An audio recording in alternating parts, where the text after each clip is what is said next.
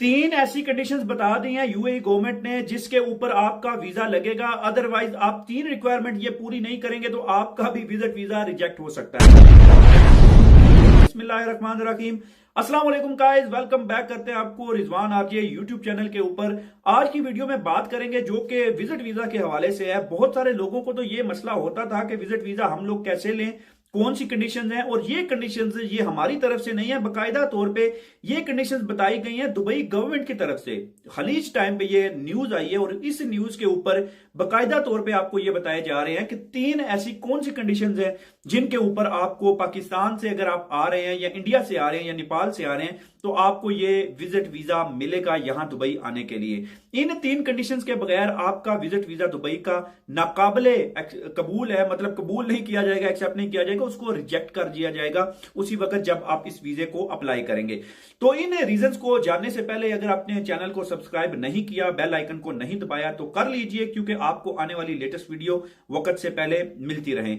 अभी हम चलते हैं उन कंडीशंस की तरफ, उन रीजंस की तरफ के वो रीजंस कौन सी हैं जिनकी वजह से ये वीजा से बंद किए गए हैं और उन रीजंस को पूरा करके ही आप वीजा ले सकते हैं।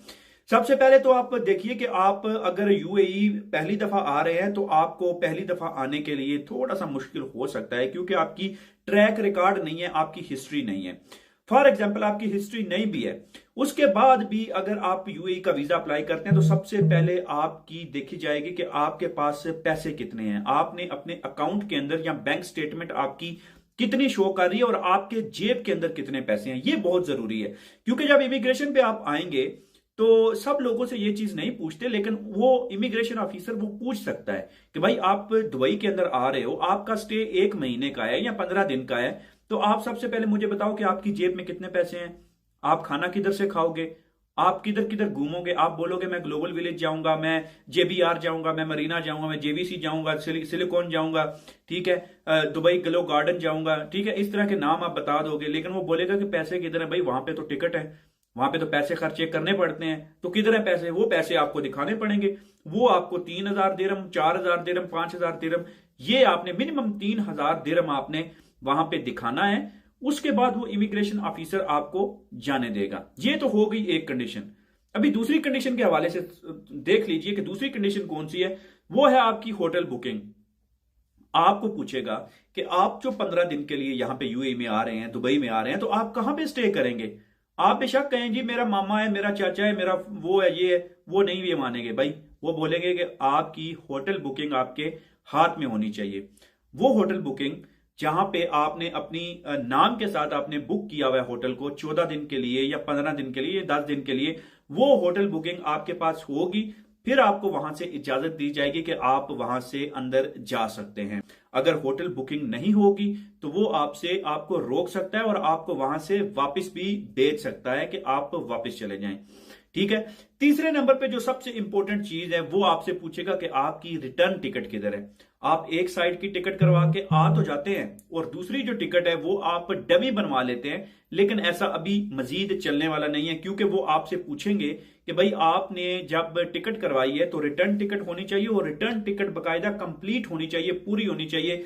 उसमें से ये नहीं कि आपने एक साइड की करवा ली है, दूसरी डमी करवा के आप वापस जो है वो नहीं आएंगे या बाद में करवा लेंगे या दुबई में आके करवा लेंगे। ऐसी चीज को वो एक्सेप्ट नहीं करेंगे। चौथी चीज वो ये होगी कि वो आपसे पूछेंगे कि क्या आपका कोई रिलेटिव यहां पे रहता है, आपका कोई भाई या आपका कोई कजन या कोई ऐसा रिश्तेदार यहां पे रहता है, तो आप हमें उनका नंबर दीजिए या हमें उनसे कांटेक्ट करवाइए या उनका एड्रेस दे दीजिए। ये वो आपसे पूछ सकते हैं।